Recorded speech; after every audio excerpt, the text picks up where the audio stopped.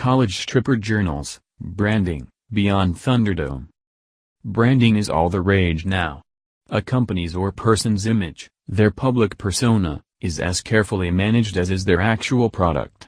Some firms make their living by cultivating reputations. I wish I had known more about this during my days as a college stripper before I was labeled as the loser of Thunderdome. Like all stories, this one has a beginning before the ignominious ending is revealed. Rusty and I were looking for a decent paying gig to tie us over finals. Studying does put a crimp in the amount of time we could strut our stuff. One of the Greeks, short for the Greek houses, fraternities and sororities, had a themed event that they thought we would be perfect for.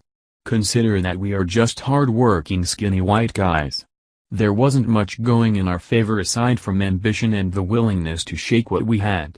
The request for us, specific to the event, should have set off alarm bells, but the dollar figure dangled was enough to pique interest. Back to the branding angle. Rusty and I didn't have a brand.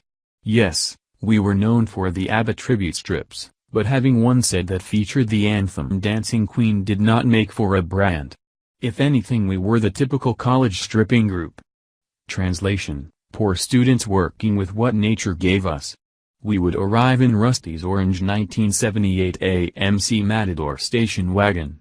Side entrance please. It was better than my collision-scarred 1976 Honda Civic CVCC.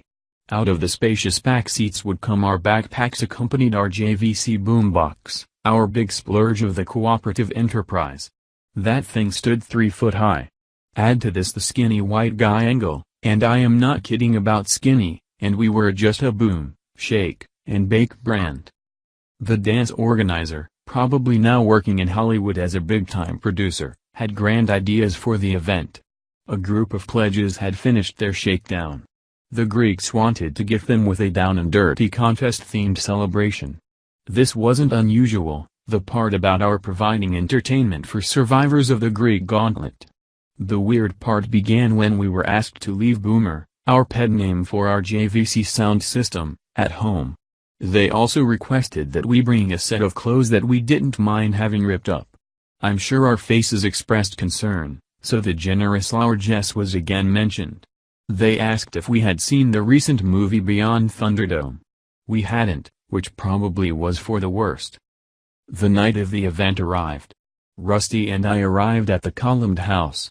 With Matador station wagon was parked a block over, we presented ourselves at the side door. Our hearts dropped when we saw that we would have company on the stage. Especially prime examples of the Chips were also present. What's a Chip? Visualize Chip and Dale wannabe. These guys were large, impressive in physical size at least. It is our experience that the nether regions were not as much. Rusty and I could hold our own. The organizer laid out their script for the night. High production values were in play. Aside from our regular show, the Greeks wanted a strip-off. Think the walk-off scene in Zoolander where the title character and Hansel employed the insight of David Bowie to determine who was the best. These were not unheard of, but they wanted it in the spirit of Thunderdome, wasteland warriors into clothing combat. Rusty held his own. He and his opponents were equal in height.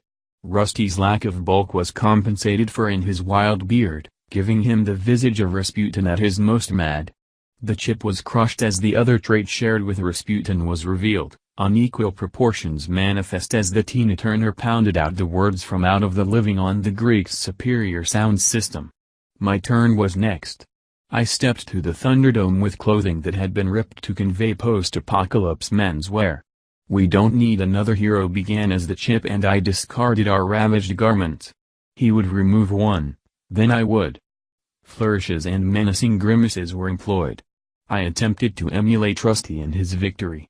Sadly, my opponent had at least 2 inches of height on me, with his forearms as large as my calves. The strip-off began with gyrations as our costumes were shed. Shirt followed bandana. Pants followed shirt and so on.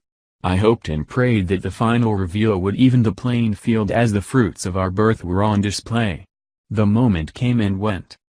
My brand was not the winner that day. With a ruler used to measure the win by a tip, I was not the one that left the arena. The consolation prize was not so bad. Pat, my friend from the Pats, soothed my hurt feelings as I released my embarrassment.